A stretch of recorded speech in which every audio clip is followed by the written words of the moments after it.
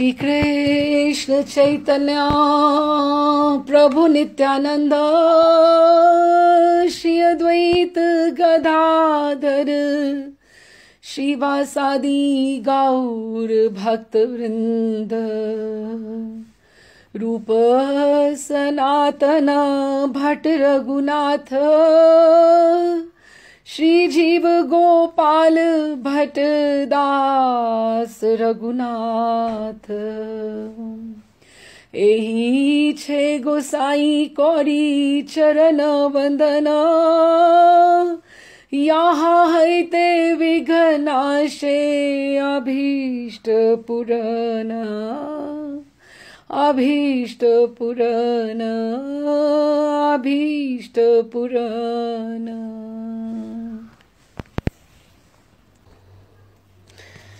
तो आज बहुत मंगल दिवस है जो अद्वैत सप्तमी है। अद्वैताचार्य कौन है और हमारे गौड़ीय पथ के लिए बहुत ही बड़ी इनका चरित्र है और इनको गौराणा गोसाई भी बोला जाता है अद्वैताचार्य को।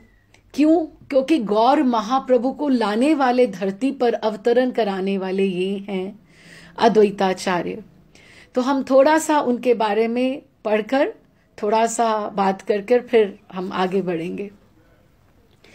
तो अद्वैताचार्य जैसे हम पंच तत्व का दर्शन करते हैं, तो जिस तरह से हम ये सोचें कि मिलित तनु है महाप्रभु, मिलित तनु है महाप्रभु, कैसे राधा और कृष्ण के मिलित तनु हैं महाप्रभु हमारे गौरांग सुंदर। तो उनके राइट हैंड पे हैं, दाहिनी तरफ उनके हैं नित्यानंद प्रभु। नित्यानंद प्रभु भी मिलित तनु हैं, अनंग मंजरी और बलराम जी का जो अवतार है उनका है, ठीक है ना। तो वो भी युगल हैं। तो और उनके नित्यानंद प्रभु के और अगर हम दाहिने तरफ चले जाएं तो वो अद्वैताचार्य हैं जो सबसे हमारी लीला में जो चैतन्य चरितामृत की जो लीला चलती है उसमें से सबसे वृद्ध दिखाई देते हैं। उनको सीतानाथ भी कहा जाता है, गौराना गोसाई भी बोला जाता है। अद्वैताचार्य तो वो है ही है।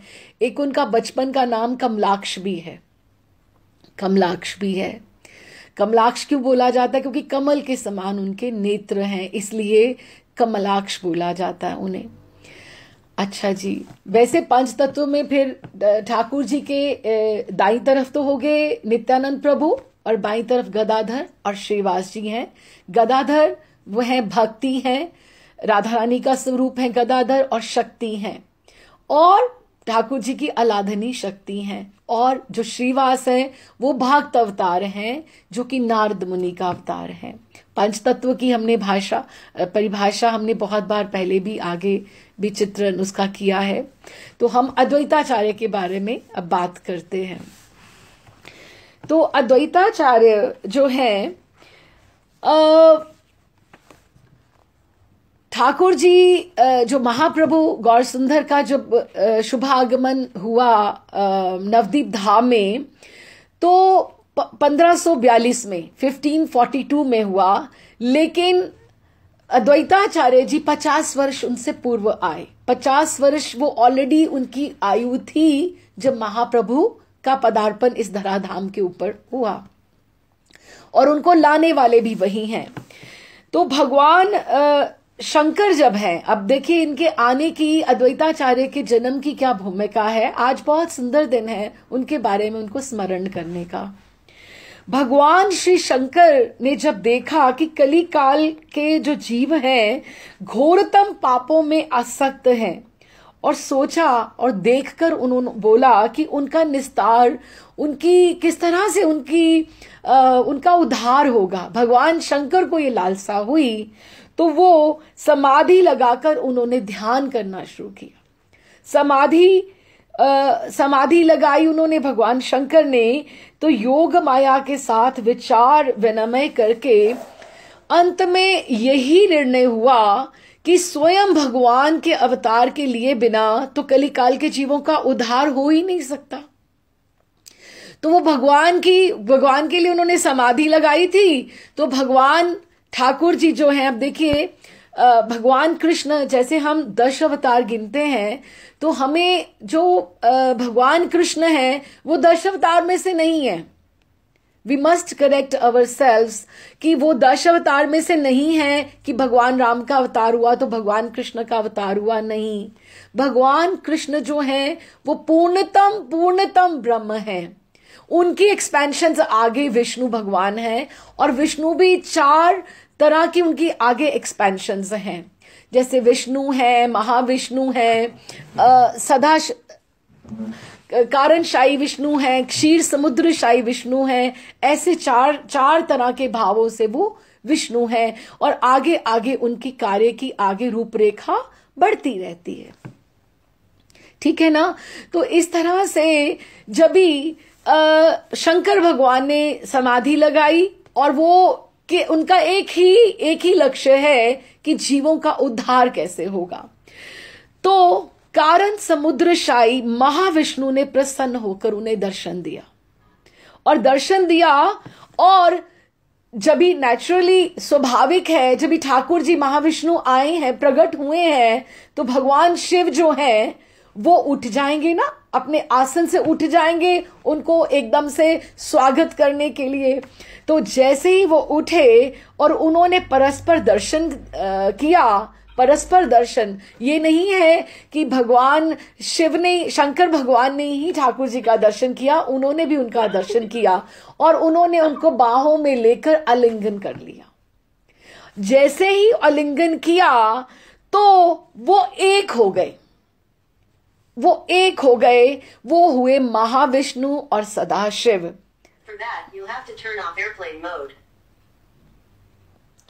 तो उन्होंने वहां पे वो दोनों मिलित तनु है ना, जैसे गौर सुंदर मिलित तनु है राधा और कृष्ण का है, इस तरह से अद्वैताचार्य कौन हुए हैं, वो महाविष्णु हैं और भगवान शंकर हैं, सदाशिव हैं, वो उनका मिलित अवतार है।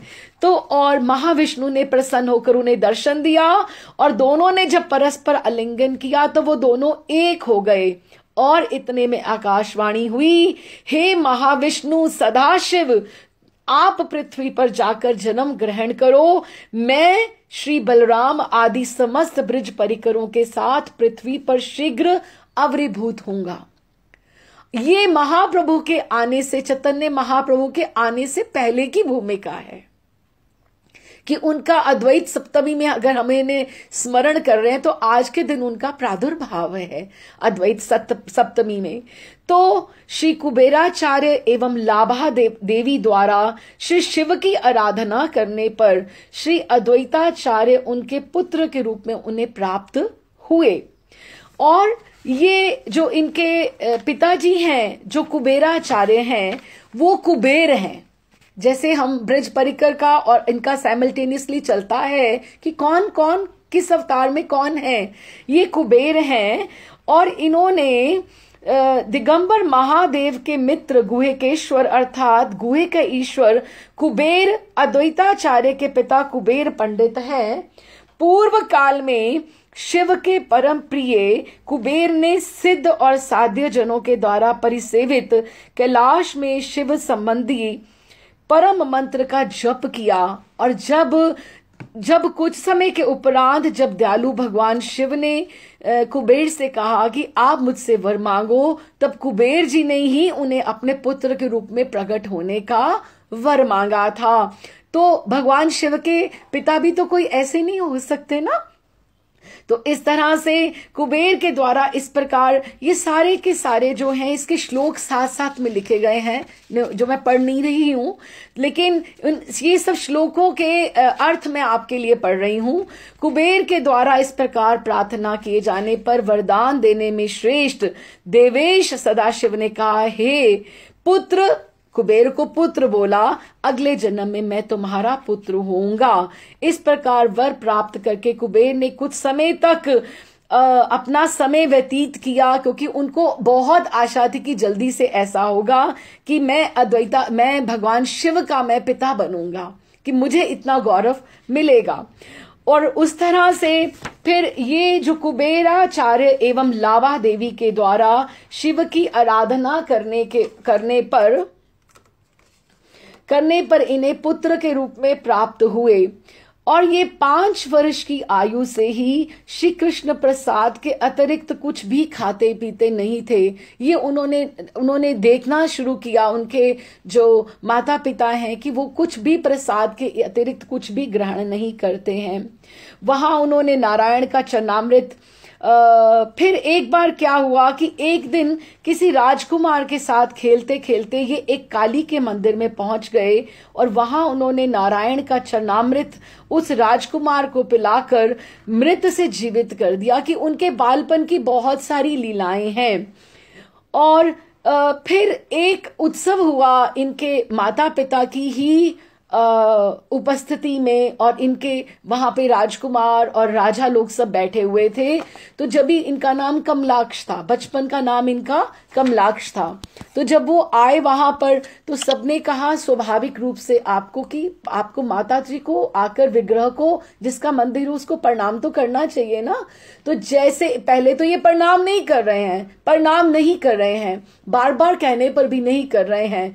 फिर भी जब इनको प्रयत्न से कहा गया कि नहीं आपको प्रणाम करना ही है, तो इनके प्रणाम को वो जो काली माँ थी, वो देवी का विग्रह, वो सहन नहीं कर पाया और मूर्ति वो थी जो वो फट गई। जो मूर्ति थी वो एकदम से विदीर्ण हो गई एकदम से। तो फिर उनको सबको, फिर कोई भी इनको किसी भी देवता को प्रणाम करने के लिए कोई भी नहीं फोर्स नहीं करता था कि आपको ये ऐसा ही करना है, क्योंकि बचपन से ही इनके जो एक देवत्व का जो लक्षण था वो दिखना शुरू हो गया था। इन्होंने माधवेंद्रपुरी से दीक्षा ली थी। माधवेंद्रपुरी जो सूत्रधार रहे, हमने पहले भी पढ़ा था, सूत्रधार रहे हमारी पूरी की पूरी गौर लीला के बहुत से, तो उन्हीं के जैसे नित्यानंद प्रभु हैं, श्रीवास, तो उन्हीं के ही शिष्य हैं। तो अद्वैताचार्य भी माधवेंद्रपुरी के ही शिष्य थे। तो माधवेंद्रपुरी ने इन्हें श्री राधा कृष्ण के स्थापना विग्रह करके विग्रह सेवा करने का परामर्श दिया और निरंतर विग्रह सेवा होती रहे। इसीलिए क्योंकि सन्यासियों के लिए और वैरागियों के लिए जो सेवा करना होता है ठाकुर जी के विग्रह की, बहुत कठिन हो जाता है इस तरह से। तो उन्होंने उनको आदेश दिया कि आप ब्याह कर लेना, और ये आश्वासन दिया उन्हें माधवेंद्रपुरी ने कि आप ठाकुर की सेवा करते रहना, शीघ्र ही प्रभु के पधारने का समय हो रहा है। किसका? गौर महाप्रभु का। और इन्होंने श्री नरसिंह बादुड़ी की 2 दिव्य कन्या, श्री सीता देवी ठकुरानी, इसीलिए इनको सीतानाथ भी कहा जाता है, सीता ठकुरानी के साथ, और दूसरी का नाम श्री था, उनके साथ, दोनों के साथ विवाह किया और श्री कृष्ण मंत्र से दीक्षित करके उन्हें ठाकुर जी की सेवा में लगाया। और एक और है कि जो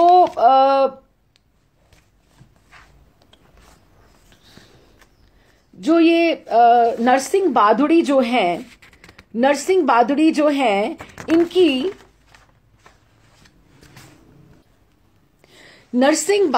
हैं, जो इनके ससुर हुए, वो हिमालय पर्वत का अवतार हैं। जैसे सती के है, हम कथा सुनते हैं, पार्वती गौरी मैया का वो हैं, पिता हैं।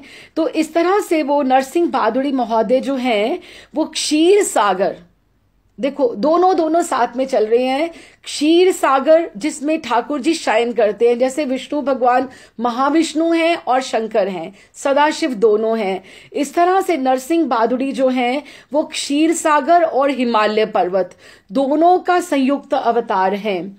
लेकिन इनकी जो पहली पुत्री सीता जी जो हैं, जो सीता ठकुरानी हुई, वो अयोनी संपदा हैं। अयोनि संपदा की उनका जन्म नहीं हुआ है।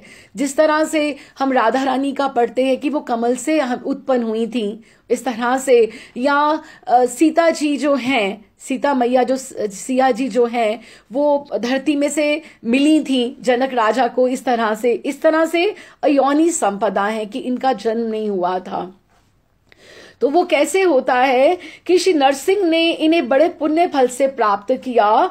जहां वो रहते थे उस ग्राम के पास एक बावड़ी थी जिसमें बहुत बड़े बड़े कमल पुष्प विकसित होते थे, और उनका सौरभ पाकर श्री नरसिंह मन में अति आनंदित होते वहां पर अपनी भजन पूजा किया करते थे। कमल पुष्प से श्री नारायण की जो पूजा करता है, कहा जाता है वो देह जब वो छोड़ देता है वो वैकुंठ जाता है, कि कमल इतने ठाकुर को प्रिय हैं। तो ये सोचकर शुद्धाचारी नरसिंह ने उस बावड़ी में प्रवेश किया और धीरे धीरे देखकर अनेक कमल पुष्प चयन किए।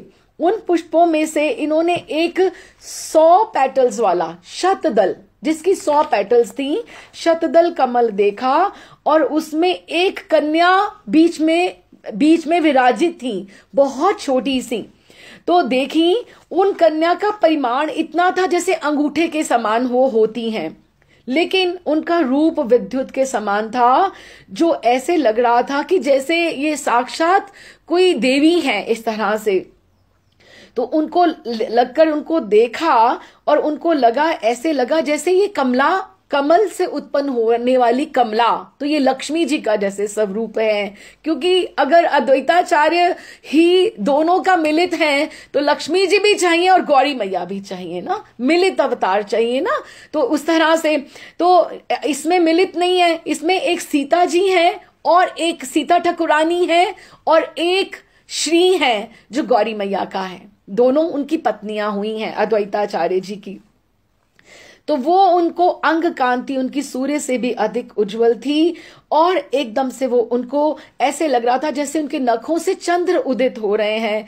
तो उन्होंने विशाल कमल को वो तोड़ लाए और अपने घर ले आए। ईश्वर इच्छा से उसी दिन नरसिंह जी की जो पत्नी थी, उसी दिन उनके घर एक पुत्री का जन्म हुआ जिसका नाम श्री रखा गया। और जब ये सूतिका घर में अपनी स्त्री के पास गए आनंद पूर्वक, तो उस कन्या और ये अपने साथ वो शतदल कमल जो था, और वो उस कन्या को लेकर गए, और आनंद पूर्वक जब उन्होंने छिपाकर उन्हें दिखाया, तो वो नरसिंह की स्त्री का नाम जो नारसिंगी था, पुण्यवती वो साध्वी, वो उन्होंने जब देखा, दर्शन किया, तो अनुपम वो कन्या को देखकर विस्मित हो गई और अपने पति से प्रति इस तरह से उन्हें पाकर वो मधुर वचन कहकर कहने लगी, हे पतिदेव, ये कन्या तो अंगुष्ठ के बराबर है, किंतु इनकी रूप कांति से ये सूर्य के समान लगता है, ये हमारे घर में उजाला कर दिया है। लगता है महामाया ही, योग माया ही इसी रूप में हमारे घर पधारी हैं। आज से मेरी एक नहीं 2 पुत्रियां हुई हैं। और उन्होंने यही उद्घोषित कर दिया कि ये मेरी, इनके घर में 2 पुत्रियों का जन्म हुआ है, जुड़वा हुई हैं, क्योंकि उसी दिन श्री का जन्म हुआ था, और उसी दिन ये इनको जो अंगुष्ठ के बराबर थी सीता, इन्होंने नाम रखा, तो उनको वो घर लेकर आए थे। इस तरह से इनकी ब्याह की कथा, फिर जब समय आता है तो इनका ब्याह होता है, आगे इनकी संतति भी चलती है। चैतन्य चरितामृत में इनकी कथाओं का बहुत उल्लेख है। लेकिन सबसे सुंदर बात जो हमें अद्वैत सप्तमी के बारे में, हम यहां तक पहुंचे हैं तो हम उसके बारे में बात करें। जो इनके जन्म का जो मेन जो लक्ष्य था, जो ठाकुर जी का पधारना, उन्होंने वचन तो दे दिया था कि हम आएंगे, लेकिन कब आएंगे, कौन सा समय होगा जब आएंगे। अब ऐसे आप देखिए ना, बहुत से लोग हैं, दिल्ली भी रहते हैं, जयपुर भी रहते हैं, आसपास ही रहते हैं, लेकिन वृंदावन जाएंगे। अच्छा जाएंगे, तब जाएंगे, ऐसे व्यवस्था हो जाएगी तो फिर जाएंगे। कोई पंजाब से, कोई बंबई से, कोई सोचना चाहता है कोई आए, लेकिन कोई ऐसा आ जाए कि वो आकर बोले कि चलो मैं तुम्हें लेकर चाहता हूं, तो वो बोले मेरी व्यवस्था नहीं है, मेरे से ऐसा नहीं हो रहा है, ऐसा नहीं हो रहा है, नहीं कोई बात नहीं, मैं तुम्हारा ये कर देता हूं, तुम जल्दी से चलो, तुम्हें अर्थव्यवस्था भी हो जाएगी, तुम्हारे घर की भी व्यवस्था हो जाएगी, सब कुछ हो जाएगा। तो इन्होंने ऐसी पुकार करी, क्या कैसे पुकार करी? तुलसी जी और शालग्राम जी, इनका आपस में बहुत प्रेम का संबंध है। तुलसी जी क्या है? साक्षात प्रेम है। और ठाकुर जी ये नहीं देखते कि एक सब्जी है कि 4 सब्जी है, बस एक तुलसी डाल दीजिए तो बस हो गया। इसीलिए सेवा करने के पश्चात ठाकुर जी के श्री चरणों में तुलसी जी अर्पण करने का विधान है कि ठाकुर जी जो हमसे त्रुटि रह गई वो आप तुलसी जी आपके चरणों में है, आप उसमें संपूर्णता आप समझ लीजिएगा। जिस तरह से तुलसी आ गई तो सब आ गया। और इसका अर्थ ये भी है कि ठाकुर जी केवल और केवल प्रेम को आदर करते हैं, प्रेम को स्वीकार करते हैं, आपके उस भाव को स्वीकार करते हैं। उन्हें उससे कुछ नहीं लेना है कि कौन कौन से व्यंजन बने हैं, कि कैसा है, आपका भाव प्रेम युक्त है कि नहीं है, दिस इज मोर इंपॉर्टेंट।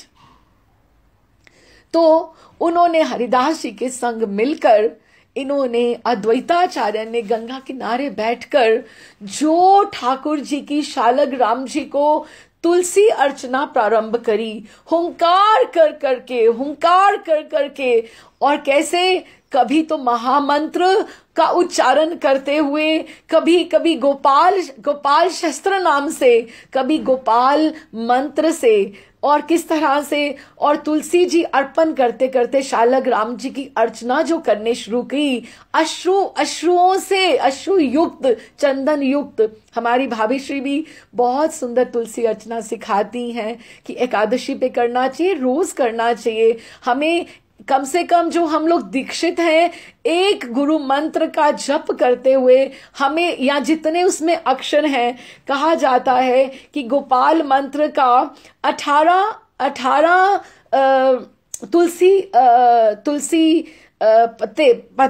तुलसी पत्र 18 गोपाल मंत्र का जप करते हुए हमें ठाकुर जी के चरणों में अर्पण करना चाहिए। अगर महामंत्र से करें तो हमें 16 पत्र चढ़ाने चाहिए, या गोपाल शस्त्र नाम करें, या हम जैसे 108 या 1008, अवेलेबिलिटी पे भी बहुत डिपेंड करता है कि तुलसी पत्र इतने कहाँ से मिलेंगे। लेकिन उन्होंने तुलसी पत्र उन्होंने चंदन युक्त कर करके अर्पण ठाकुर जी को हुंकार कर करके ऐसी पुकार करी, ऐसी गुहार कराई कि आप बस चलिए, अब चलिए, कलिकाल के जीवों का उद्धार करने आप अवतरित हो। वही बात है ना कि सब व्यवस्था जब तक पुकार नहीं हो, नीचे सब पुकार नहीं होती धरती पर, तो ठाकुर कैसे अवतरित होते।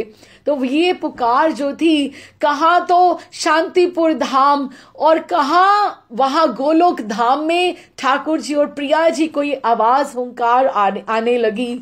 तो ठाकुर जी राधा और कृष्ण मिलित अवतार फिर महाप्रभु के रूप में, गौर सुंदर के रूप में, जगन्नाथ मिश्र के और शची मैया के घर अवतरित हुए। ये आवाहन था अद्वैताचार्य जी का ही। अद्वैताचार्य का आवाहन नहीं होता तो महाप्रभु का जन्म नहीं होता।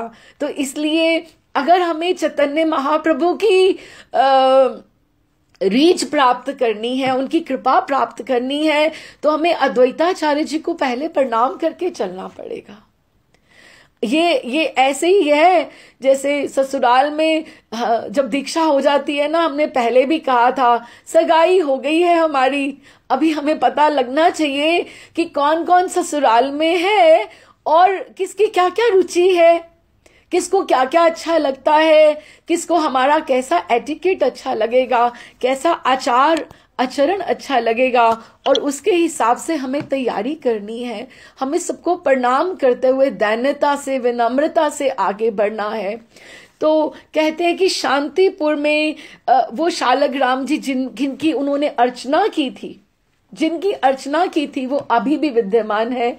मैंने दर्शन नहीं किए हैं, लेकिन कहते हैं कि वो वहां पे विद्यमान है, उनके जाकर दर्शन करने चाहिए। तो प्रेम स्वरूप तुलसी भक्त जो है, तुलसी जी और शालग्राम जी कितना अधिक महात्म्य है।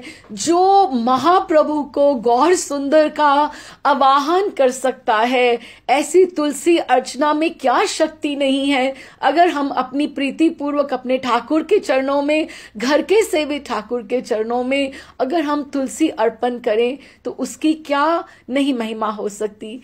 तो ये गौराना गोसाई, अद्वैताचार्य, अद्वैत सब ठाकुर जी बहुत आदर सत्कार करते हैं अद्वैताचार्य का, बहुत।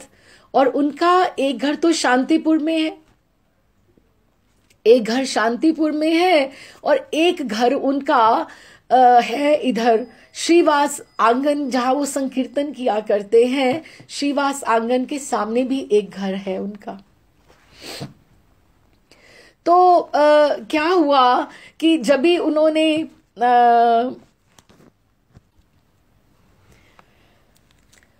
तो जब भी ठाकुर जी का जन्म हुआ, सब चला, महाप्रभु का जन्म हुआ, आए तो इन्हीं के आवाहन पर आए अद्वैताचार्य। तो इनके बड़े भैया जो विश्वरूप थे वो पढ़ने जाया करते थे शांतिपुर। उन्होंने चतुष्ट पाठी उसको बोला जाता था, जैसे छोटे छोटे स्कूल्स होते हैं बड़े, वहां पर नवदीप धाम में, उस तरह से शांतिपुर धाम में भी वहां पर भी थे। तो महाप्रभु जो गौर सुंदर है, निमाई नाम है ना उनका भी छोटेपन में, तो माँ कभी कभी उनको विश्व रूप को बुलाने के लिए कि जा गौरांग सुंदर तुम भैया को बुला ला, बहुत पढ़ाई होगी, अब कुछ आकर खा ले। तो जाया करते थे बुलाने के लिए भैया को, विश्वरूप को बुलाने जाते थे बड़े भाई को।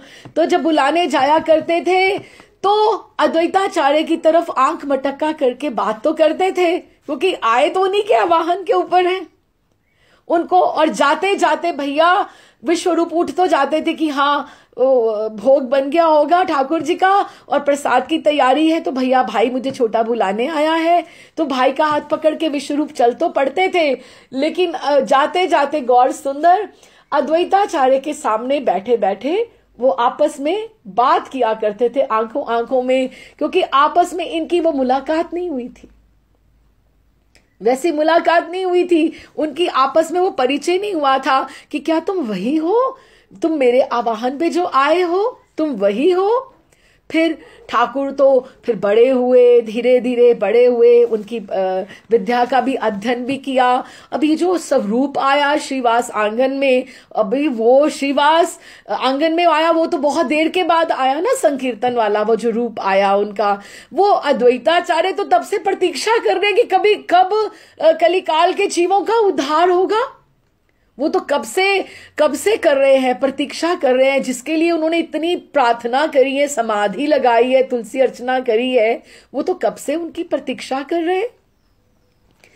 फिर उसके बाद जब श्रीवास के पहले तो माँ का पहले अपराध हुआ, जब ही विश्वरूप ने संन्यास ले लिया, घर से छोड़कर चले गए, तो विश्वरूप वैरागी जब बन गया तो माँ ने तो पहले गौर सुंदर को पढ़ाया ही नहीं, उनको पढ़ाई के लिए मना ही कर दिया कि एक मेरा पुत्र, पहले तो इतनी कन्याएं जन्म लेते ही वो उन्होंने देह छोड़ दिया, मृत हो गई, और उसके बाद विश्वरूप हुआ, तो उसके बाद तो वो वैरागी बन गया।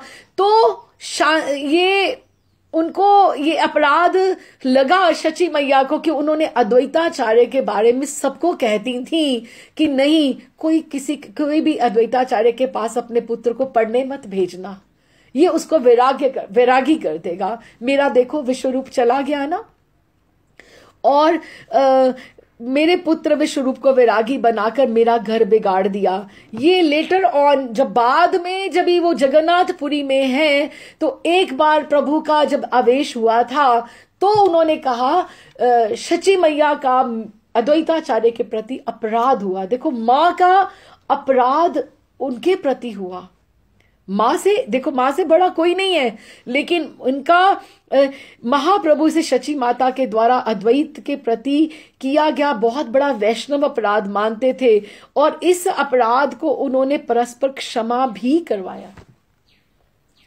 फिर जब ही संकीर्तन करना प्रारंभ किया उन्होंने, चैतन्य महाप्रभु ने श्रीवास आंगन में, तो वो उन्होंने सोचा कि अगर ये मेरे आवाहन पे आए हैं तो मैं यहाँ पे छिप कर बैठता हूं। तो वो अपने उस घर में बैठे, तो जब प्रभु का आवेश हुआ तो उन्होंने बोला नाड़ा, उनको नाड़ा बोला करते थे, नाड़ा, ये कहाँ है नाड़ा।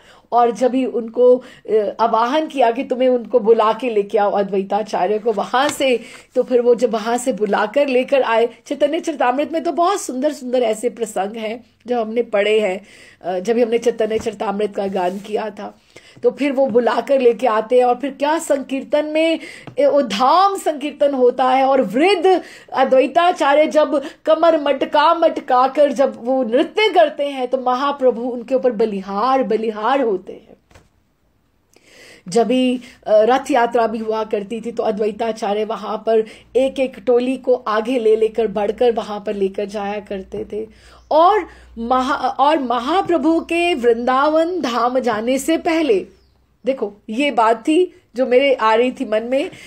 देखो माधवेंद्रपुरी सबसे बड़े सूत्रधार हुए जिन्होंने श्रीनाथ जी, हमारे गोपाल जी को ढूंढा, ठीक है ना, श्रीनाथ जी को दुईनाथ थे ना।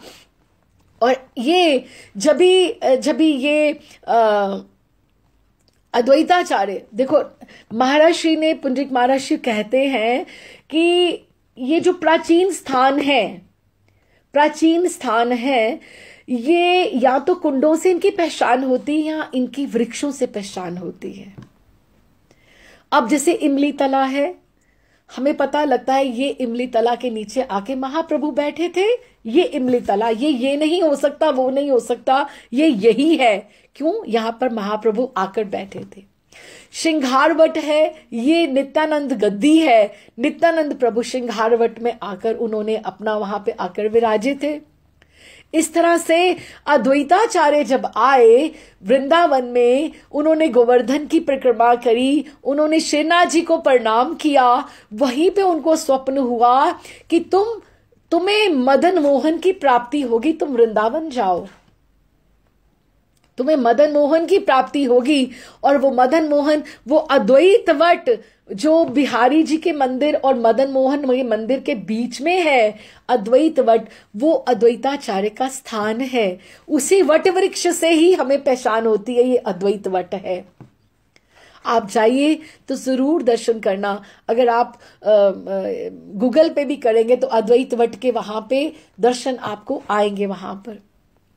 तो वहां से जो सनातन गोस्वामी को जो प्राप्ति होती है उनकी, वो तो बाद में हुई।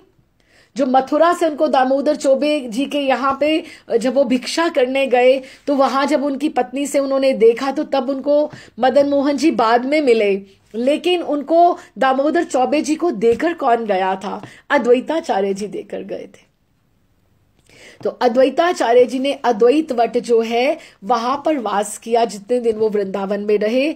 अद्वैत वट जो है, जो मंदिर है, वो अद्वैताचार्य जी के वंशजों के द्वारा, उनके वंशजों के द्वारा आगे वो चलाया जा रहा है। उनके द्वारा ये हमारा गौड़ीय स्थान है, इसके हमें अवश्य दर्शन करने चाहिए।